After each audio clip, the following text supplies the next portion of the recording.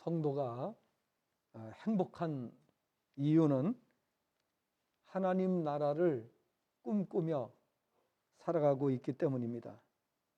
성도는 이 세상의 꿈을 꾸며 사는 자들이 아니라 하늘의 소망, 곧 하나님 나라, 하나님 아버지의 집에 소망을 두고 사는 자들이기 때문입니다. 그렇다면 하나님 아버지의 나라를 소망하고 사는 성도들은 어떠한 삶을 살아야 되는가 하는 말씀에 대해서 교훈받기를 원합니다. 오늘 말씀을 중심으로 해서 하나님 나라를 바라보고 사는 자들의 삶이 어떠해야 되는지 우리 영상을 한번 먼저 보시고 또 오늘 말씀을 전하도록 하겠습니다.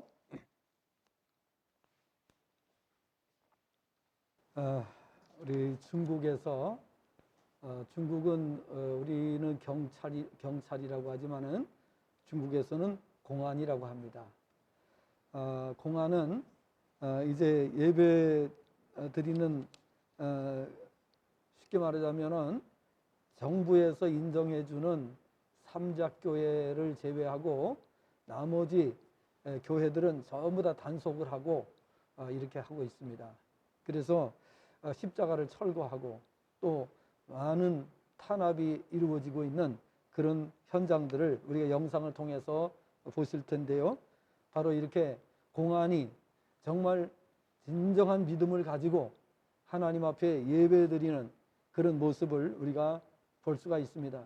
이분들은 분명히 자신들의 생업이 위협을 받을 수 있고 또 직장에서 쫓겨날 수도 있고 정말 일평생 불이익을 겪을 수도 있는 와중에도 이렇게 하나님 앞에 정성을 다해서 예배 드리는 모습을 볼 수가 있습니다. 중국이 오늘날 1억이 넘는 기독교 인구가 지금 있습니다. 이렇게 된 데에는 정말 수많은 희생이 있었고 많은 눈물이 있었다는 사실을 우리는 잊어서는 안 될 것입니다. 이분들은 하나님의 나라를 확신하기 때문에 이와 같이 자신들의 직장에 위협이 있음에도 불구하고 그것을 극복을 하면서 신앙생활하고 있다는 점을 우리가 생각해 볼 때에 과연 하나님의 나라를 믿지 않는 사람들로서 이와 같은 신앙을 지킬 수 있을까? 여러분, 우리는 정말 신앙생활하다가 여러 가지 장애물을 만날 수 있습니다. 그리고 그런 장애물이 아니더라도 믿음을 제대로 우리가 유지하지 못하는 경우도 종종 볼 수가 있습니다. 그런데 하나님의 나라는 오늘 말씀해 보니까 침노하는 자들의 것이다 라고 말씀을 하고 있습니다.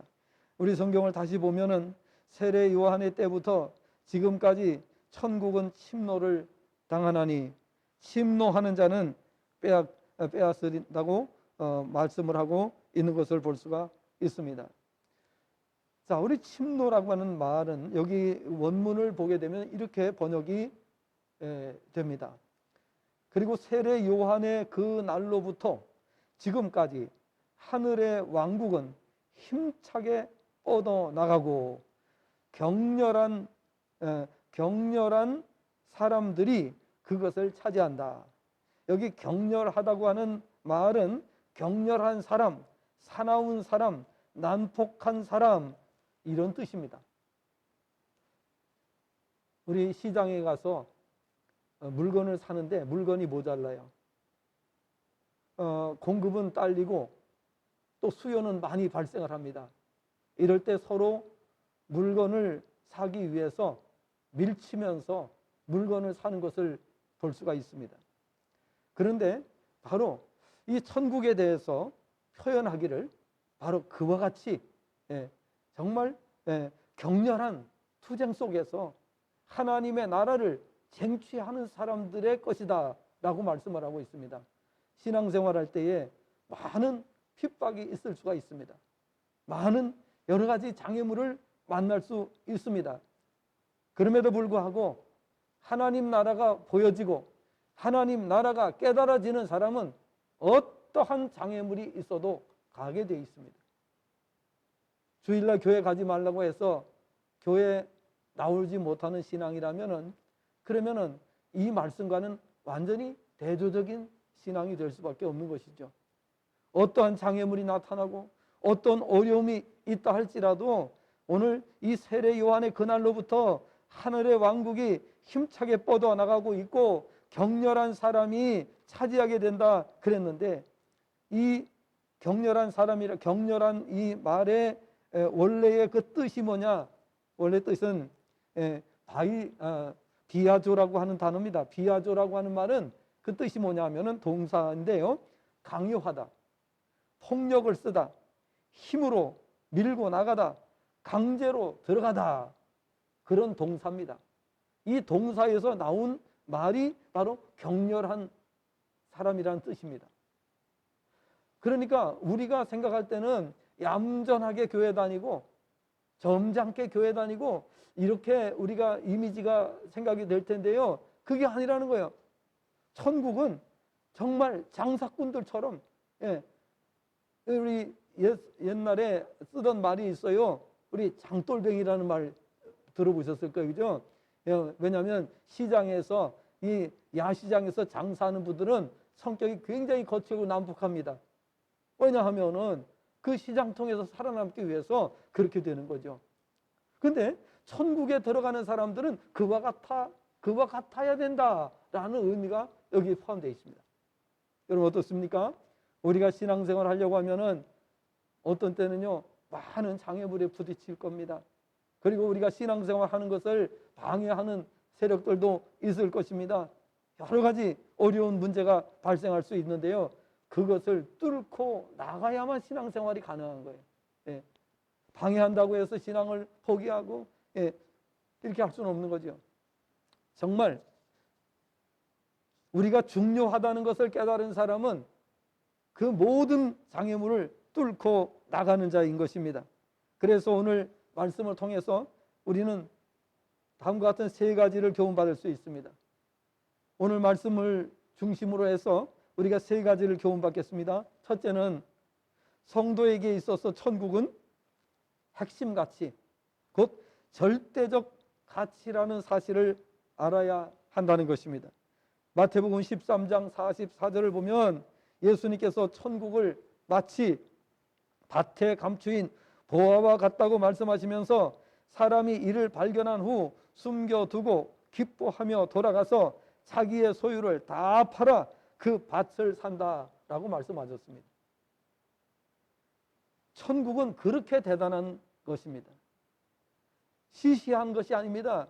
천국은 어떠한 이 세상의 어떤 것과도 비교할 수 없는 그러한 가치를 가지고 있는 그런 핵심 가치가 되어야 된다라는 사실입니다.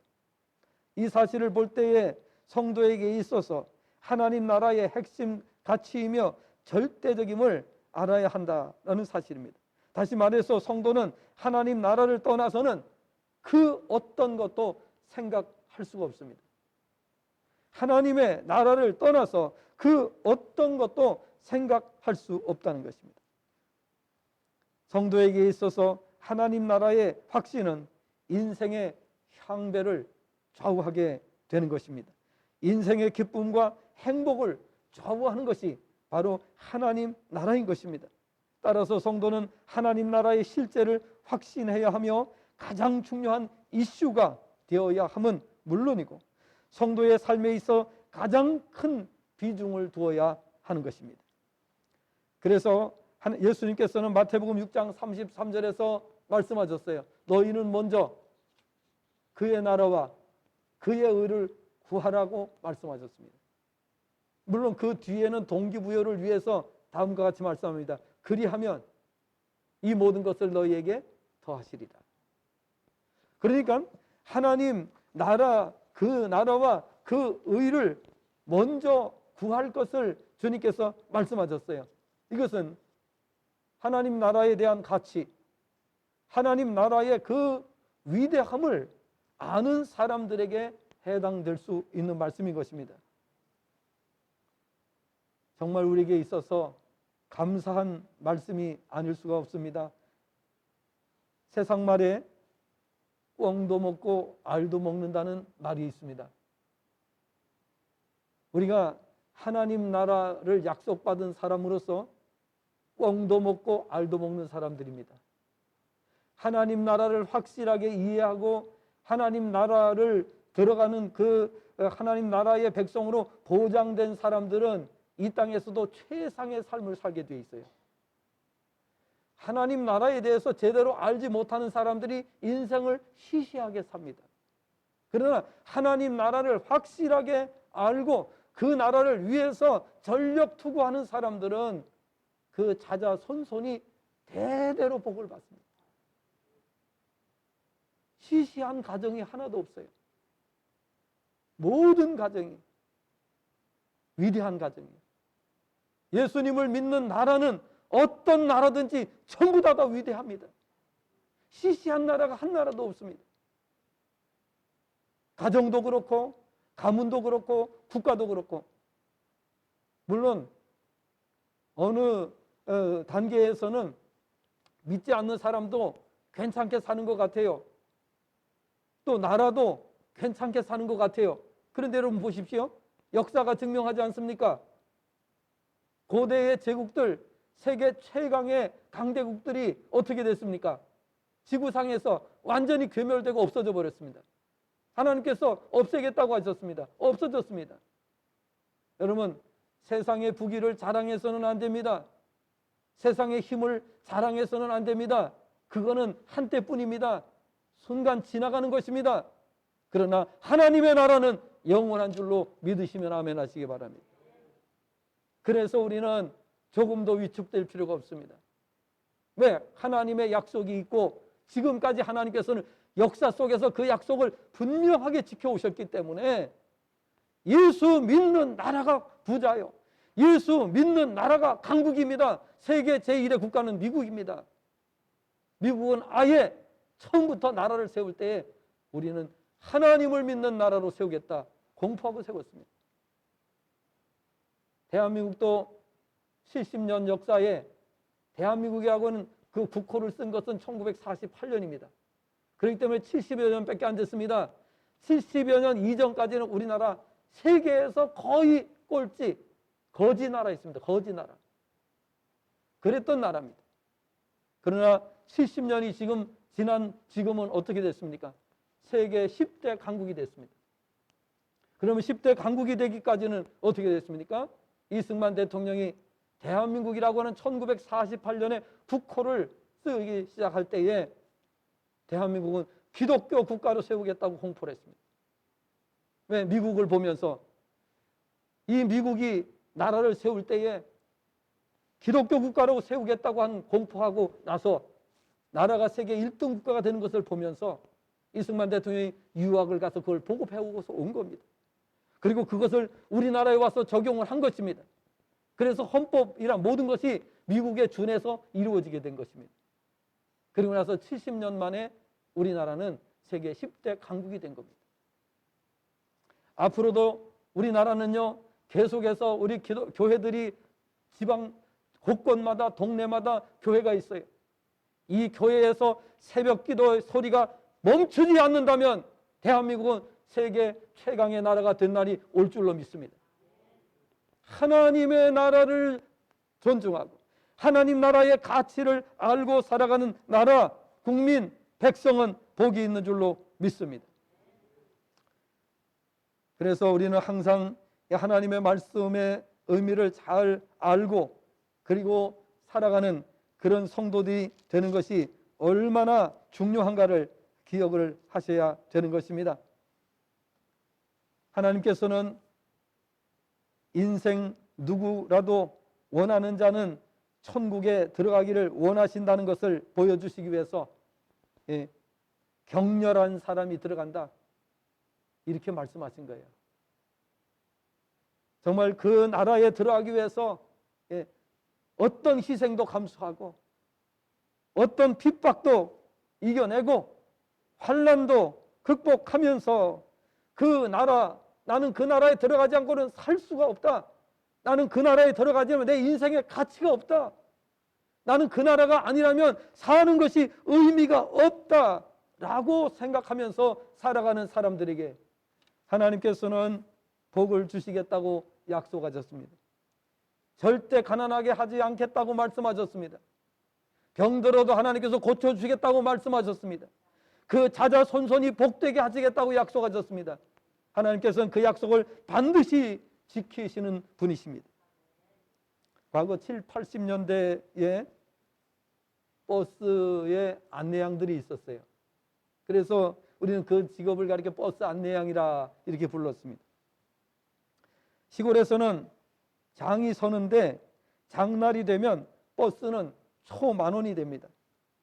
사람을 더 태울 수 없는데도 태워요, 기사들이. 왜냐하면 그 버스를 놓치면 2시간을 기다려야 되니까. 그럼 장을 못 보는 거예요. 예. 그러니까 어떤 일이 있어도 그 버스를 타야 되는 거예요. 그런데 거기다 짐보따리까지 막 농산물 가지고 짐보따리까지 싸가지고서 시장에 팔 물건까지 싸들고 가니까 버스는 그야말로 인산인해를 이루는 거예요. 초만원이 되는 거예요. 이때의 버스 안내양들은 버스 밖에 손잡이를 잡고 사생결단으로 승객들을 배로 밀어 넣으면서 갑니다. 천국에 가는 성도들은 극한 상황에서는 하나님의 나라를 위해서 모든 것을 걸고 적극 대쉬해야 한다는 말씀인 것입니다. 하나님 나라를 향해 가는 길에 장애물은 제거하고 최선을 다해 들어가기를 힘써야 하는 것입니다. 동네 사람이 흉본다고 비웃는다고 신앙생활을 포기할 정도면 그거는 정말 이 하나님의 말씀과는 거리가 먼 삶이다 하는 것을 기억을 하셔야 되는 것입니다. 어떤 누가 뭐래도 어떤 장애물이 있어도 하나님 나라를 발견한 사람은 끝까지 가게 되어 있습니다. 포기하지 않게 되어 있습니다. 그리고 마침내 최고의 삶을 살게 되는 줄로 믿습니다. 히브리서 4장 11절 말씀을 보면 그러므로 저 안식에 들어가기를 힘쓸지니 이는 누구든지 저 순종하지 아니하는 본에 빠지지 않게 하려 함이라 라고 말씀을 했습니다. 안식에 들어가기를, 즉 하나님 나라에 들어가기를 힘쓰는 사람들, 정말 힘쓰고 애써야 된다라는 사실을 말씀해 주고 있습니다. 천국이 있다는 것이 믿어지면 이렇게 되지 않을 수가 없어요. 이렇게 하지 못하게 해도 할 수밖에 없어요. 두 번째 교훈은 무엇인가 하면 하나님 나라에 들어가기 위해서 격렬한 사람이 되어 그것을 차지하라는 것입니다. 격렬한 사람이 되어서 그것을 차지하라.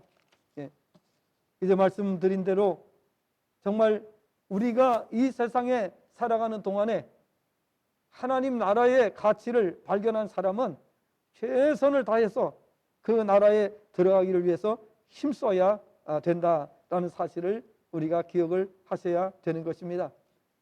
그런데 누가 뭐란다고 해서, 누가 우리를 비난한다고 해서 신앙생활을 포기합니까? 조금 전에 우리 영상 보신 것처럼 그 중국 공안들은요, 그 직장생활 잘못하면 거기서 할 수 없어요. 쫓겨나게 돼 있어요.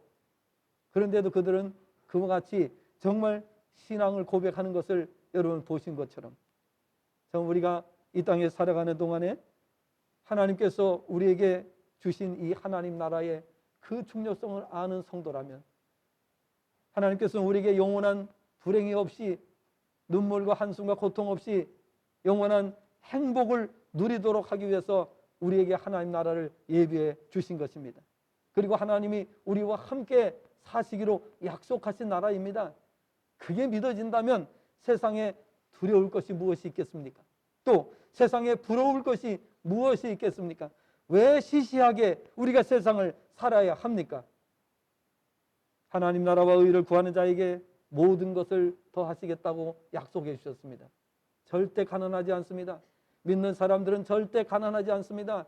하나님께서 주시는 은혜와 복으로 살아가게 되는 것입니다. 마지막으로 하나님 나라에 들어가는 자들은 끊임없이 그 나라를 체험하고 증거하는 자가 되라는 것입니다. 여러분, 우리가 신앙생활을 소극적으로 하시면 안 됩니다. 신앙생활을 적극적으로 하셔야 되는 것입니다. 누가복음 17장 20절과 21절을 보면 바리새인들이 예수님을 시험하기 위해서 하나님 나라가 어느 때에 임하는지를 묻자 예수님께서 이렇게 말씀하셨어요. 하나님의 나라는 볼 수 있게 임하는 것이 아니요 또 여기 있다 저기 있다고도 못하리니 하나님의 나라는 너희 안에 있느니라. 이렇게 말씀하셨어요. 하나님의 나라는 육안으로 볼 수 있게 임하지 않는다는 말씀입니다. 이 말씀은 하나님의 나라는 육신의 눈으로는 볼 수 없게 임한다. 그러나 하나님의 나라는 영적인 사람들에게 영적인 눈으로 다 볼 수 있게 임함을 알아야 한다는 것입니다. 마태복음 13장 10절에는 이렇게 말씀해요. 제자들이 예수님께 비유로 말씀하시는 이유를 물었습니다. 왜 비유로 말씀하십니까? 직접 말씀하시지 비유로 말씀하시는 이유를 묻자 예수님께 이렇게 대답하셨습니다. 천국의 비밀을 아는 것이 너희에게는 허락되었으나 그들에게는 아니 되었나니 무릇 있는 자는 받아 넉넉하게 되되 없는 자는 그 있는 것도 빼앗기리라. 그러므로 내가 그들에게 비유로 말하는 것은 그들이 보아도 보지 못하며 들어도 듣지 못하며 깨닫지 못함이니라. 16절에서는 이렇게 말씀하십니다. 그러나 너희 눈은 봄으로 너희 귀는 들음으로 복이 있도다. 여러분, 오늘 예배에 참석하신 여러분은 하나님 말씀을 다 듣고 깨닫는 줄로 믿습니다. 듣고 깨닫지 못하시는 분들 이 자리에 나올 수가 없죠. 나올 수가 없어요. 나와 앉아 있어도 도저히 견딜 수 없어요. 왜냐하면 전혀 알아듣지 못하는 말이기 때문에 그렇습니다. 그러나 하나님의 말씀이 우리는 들을 수 있기 때문에 시간마다 은혜를 경험하는 줄로 믿습니다. 또 중요한 것이 있습니다. 그것은 뭐냐? 하나님의 나라는 고린도전서 4장 20절에 말에 있지 아니하고 오직 능력에 있다고 말씀을 하셨습니다. 그래서 이 병든 자가 고침받고 죽은 자가 살아나고 역사가 일어나는 것을 볼 때에 하나님이 하셨다고 고백합니다. 그러나 믿지 않는 사람은 우연이야 이렇게 말합니다. 그냥 어떻게 하다 보니까 그냥 살아났겠지, 어떻게 하다 보니까 그렇게 걷게 됐겠지, 이렇게 믿지 않는 사람들은 말하게 되는 거예요. 참 우연한 일도 다 있네, 참 희한하네, 이렇게 이해하는 거예요. 그러나 오늘 우리는 하나님께서 하신 일을 보고 박수를 치며 하나님께 영광을 돌리며 하나님께 감사와 찬송을 올리게 되는 것입니다. 바로 하나님의 나라는 믿지 않는 사람들은 볼 수가 없습니다. 예수님께서 비유로 말씀하신 이유가 뭐냐? 그들이 알면 안 되기 때문이라는 거예요. 물론 그들은 알아들을 수도 없지만은 그들이 알지 못하게 하기 위해서 비유로 말씀하셨다라고 말씀하고 있습니다. 다시 말하면 영적으로 거듭난 사람들만 들을 수 있도록 비유로 말씀하셨다는 것입니다. 오늘 우리가 이 자리에 나와서 하나님의 말씀을 깨달을 수 있다는 것은 얼마나 감사한 일입니까? 하나님께서 나를 거듭나게 해주셨고 나를 택해 주셨고 하나님 자녀가 되게 하셨고 하나님 나라의 백성이 되게 하시고 영원한 하나님 나라에서 영원토록 행복한 삶을 살도록 우리를 부르셨다는 사실 때문에 우리는 처음 주님을 만나고 은혜 받았을 때 얼마나 많이 울었는지 모릅니다. 정말 주님이 나를 부르시고 나를 하나님께서 택하셨고 영원한 하나님 나라의 백성이 되게 하셨고 그 은혜를 발견하고 나서 저는 한 6개월 정도로 울었습니다. 6개월 정도로. 얼마나 감사한지, 얼마나 하나님의 은혜가 고마운지. 그래서 그때 저는 하나님 앞에 약속을 했습니다. 하나님, 제 남은 생애를 주님께 드리겠습니다. 물론 당연한 거지만은 그러나 깨닫고 나니까 주여 저를 사용해 주시기를 원합니다. 오늘 우리가 하나님 나라의 능력을 알아야 됩니다. 그 능력을 깨닫고 나면 사람이 변화가 됩니다. 살아가는 방식이 달라집니다. 생각 자체가 달라집니다. 말이 달라집니다. 돈 쓰는 걸 보면 압니다. 저 사람이 정말 하나님의 백성인지 아닌지. 돈 쓰는데 자기의 쾌락과 유익만을 위해서 쓰는 사람들은 아직 하나님 나라를 모르는 사람입니다. 우리가 물질을 사용할 때 하나님 앞에 먼저 하나님 것을 구별해서 드릴 수 있는 그 믿음은 왜 있습니까? 왜 10분의 1을 드립니까? 여러분, 10분의 1은 상당히 부담되는 금액일 수 있습니다. 왜? 국가에 내는 세금이 얼마예요? 부가세가 10분의 1입니다. 그렇죠? 국가의 부가세가 10분의 1이에요. 그런데 여러분, 국가가 더 큰 일을 해줍니까? 하나님이 더 큰 일을 해주십니까? 예, 모르는 분도 계시는 것 같아요. 하나님은 나의 생명, 나를 이 세상에 있게 하신 분이에요. 그리고 하나님께서 내 생의 모든 것을 다 책임져 주세요. 건강부터 시작해서 물질, 모든 걸 다 책임져 주시는 분이에요. 근데 하나님께서 돈이 필요해서 우리에게 10분의 1을 요구하신 거 아니에요. 너가 그거를 드림으로써 나를 인정하고 나를 믿고 나를 섬길 수 있다는 그 마음을 내가 보겠다는 거예요. 그 대신 하나님께서 어떻게 돼요? 모든 것을 내가 다 채워주시겠다는 거예요. 그래서 11조 드리는 가정, 11조 드리는 국가, 가난이 일체 없습니다. 물론 처음에는 잘 못 느낄 수가 있어요. 그러나 시간이 흐르면 흐를수록 아, 이런 거구나. 이걸 깨닫게 되는 거예요. 그래서 크게 되는 거예요. 시시한 가정이 하나도 없습니다. 정말 놀라운 은혜를 주시는 거예요.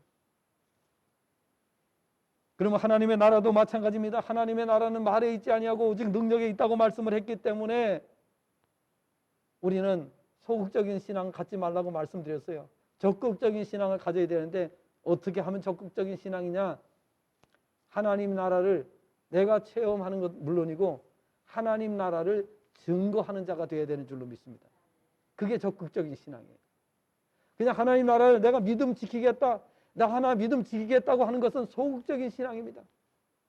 그러나 적극적인 신앙으로 하나님을 증거하는데 하나님 나라를 갖다가 불신자들에게 하나님 나라를 증거하는 거예요.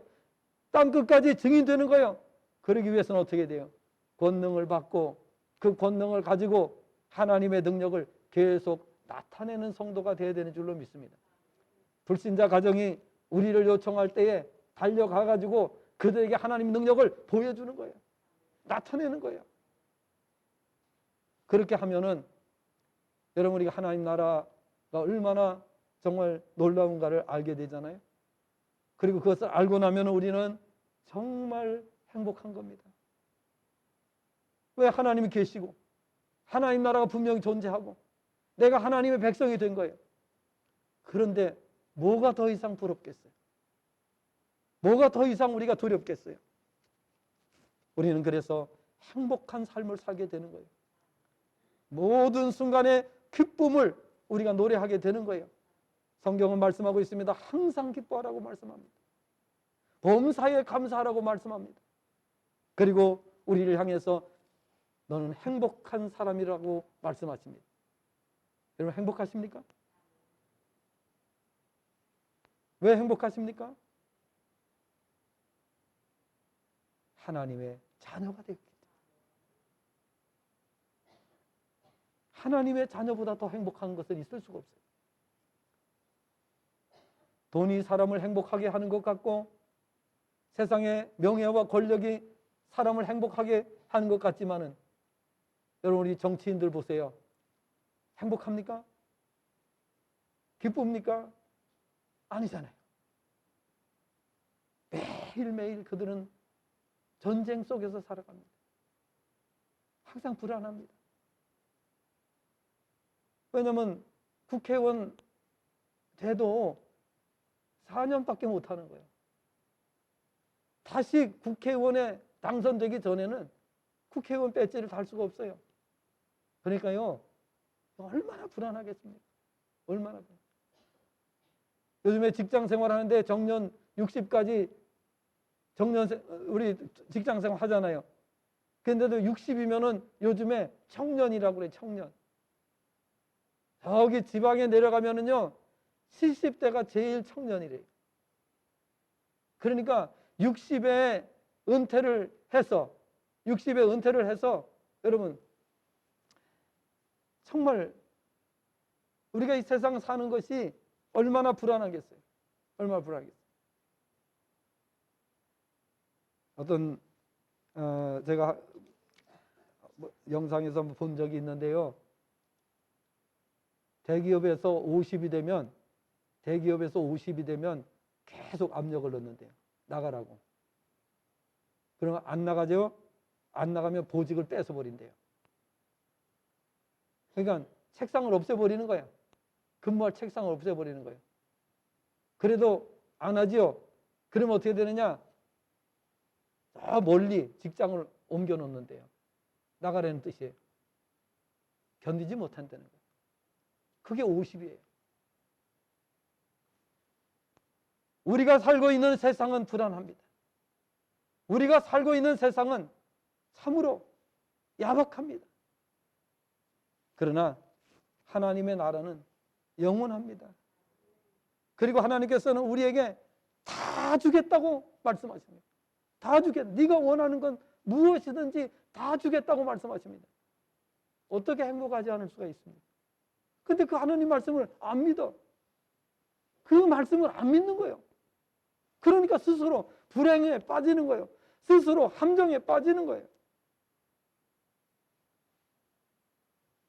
하나님 나라를 믿는 사람은 행복합니다. 두려움이 없습니다. 그래도 하나님 나라를 안 믿으시겠습니까? 그 나라를 믿으시고 그 믿음 안에서 살아가시는 성도가 되시기를 바랍니다. 사람들 중에는 이런 말을 하는 사람이 있습니다. 예? 천국에 대한 확신이 없기 때문에 천국이 있으면 다행이고 없어도 손해볼 거 없지 않느냐. 교회 다니면 착한 일 하고 교회 다니면 나쁜 짓 안 하고 그러니까 천국이 없다 손치더라도 내가 그에 손해볼 건 없다는 거예요. 그래서 교회를 다니는 사람이 있다면 오늘 다시 한번 생각을 정리하시기를 바랍니다. 절대 그거는 신앙이 아닙니다. 그래서 말씀을 드리기를 하나님 나라를 증거하면서 살라는 거예요. 그 수밖에 없어요. 하나님 나라를 증거하셔야 되는 거예요. 그러지 않으면은 혹시 하나님 나라가 없으면 어떡하지? 혹시 내가 천국 못 가면 어떡하지? 이런 신앙생활은 아니에요. 이건 안 돼요. 하나님 나라가 확신이 될 뿐만 아니라 그 나라의 능력을 체험하고 그 나라를 매일매일 증거하는 성도가 되지 않으면 안 된다는 거예요. 그래서 우리가 말씀에 집중하고 열심히 기도하고 하나님 앞에 능력을 구하는 것입니다. 성령 충만 받기를 기도하는 것입니다. 성령 충만 받고 그 하나님의 나라의 능력을 체험하고 증거해야 되기 때문에 그래서 말씀드렸잖아요. 전 세계 어느 나라 사람을 만나더라도 우리는 하나님 나라를 증거할 수 있어야 되는 거예요. 간증이 넘쳐야 된다는 사실입니다. 아마 이 자리에 계시는 모든 성도님들은 다 간증거리가 넘치는 줄로 믿습니다. 성도에게 있어서 하나님 나라의 핵심 가치이자 하나님 나라는 절대적 가치입니다. 하나님의 나라는 영원하며 완전하며 행복한 나라입니다. 하나님께서 태초부터 구상하시고 또 우리들에게 주시고자 하신 나라입니다. 그 나라에는 조금의 슬픔이나 불편함도 불행도 없다고 말씀합니다. 그 나라의 주인은 완전하신 하나님이십니다. 구원받은 성도는 그 나라에 들어가는 순간에 완전한 상태에서 살게 된다고 성경은 말씀하고 있습니다. 이 땅에서처럼 주의와 추위와 더위와 배고픔과 슬픔, 고통과 질병, 사망과 불행이 더 이상 찾아볼 수 없는 곳, 그곳이 하나님 나라입니다. 그래서 우리가 이 땅에 있는 동안에 하나님 나라가 있다는 것을 확신하고 또 확신할 수 있도록 하셔야 되는 거예요. 그 정도에서 그치는 것이 아니라 날마다 우리는 하나님의 나라를 증거하도록 해야 되는 것입니다. 성도는 그 나라를 바라보고 사는 자들입니다. 그러므로 무엇보다 그 나라를 확신하는 것이 중요합니다. 그러기 위해서 그 나라를 체험하고 증거하라는 말씀인 것입니다. 어떻게 하는 것이 필요합니까? 그 나라에 대한 믿음을 위해서 늘 말씀을 가까이 하셔야 됩니다. 기도로 권능을 받으셔야 됩니다. 성령 충만 받으시고 매일매일 하나님 나라를 체험하시고 부지런히 가족에게 또 가문에 이웃에게 그 나라를 증거하시라는 겁니다. 벙어리가 되지 마시기를 바랍니다. 입을 여시기를 바랍니다. 계속해서 증거하시기를 바랍니다. 하나님께서 그러한 모습을 보시면서 기뻐하십니다. 그리고 우리에게 그 나라를 증거할 수 있도록 능력을 나타내 주시는 줄로 믿습니다. 우리는 간증이 넘쳐요. 가정에서도 간증이 넘치잖아요. 그죠? 예, 어디서나 우리는 간증이 넘치는 겁니다. 오늘은 총회주일입니다. 총회는 때로 교회들의 울타리가 되기도 하고 교회를 하나로 묶는 구심점이 되기도 합니다. 그러면 총회를 위해서 매일 기도해야 하고 물질로도 협력해야 합니다. 우리가 총회를 위해서 물질로 협력하는 것은 1년에 한 번 총회 주일 때 세례교인이 5,000원 이상 헌금하는 겁니다. 그것이 전국에서 모여져 가지고 총회가 일을 하는 것입니다. 물론 우리가 총회를 위해서 긴급할 때는 또 별도로 우리가 동참하기도 합니다. 뭐 구제헌금이라든지 또 이런 비상 상황이 발생했을 때는 전국 교회가 또 동참을 하기도 합니다만은 공식적으로는 1년에 한 번 이렇게 우리에게 기회가 있는 것입니다. 총회가 하나님 나라의 확장을 위해서 더 큰 일을 하도록 도와줘야 됩니다. 협력해야 되는 거죠. 그리고 총회가 국가에 대해서 또 대사회에 대해서 교회의 대표가 되어서 대변해주고 또 교회를 보호해주고 그런 일을 하는 것입니다. 아무쪼록 오늘 말씀을 기억하시면서 하나님 나라를 확신하고 또 그 나라의 은혜를 누림으로 항상 기쁘고 행복한 신앙생활이 되시기를 주님의 전함으로 축복합니다. 기도하겠습니다.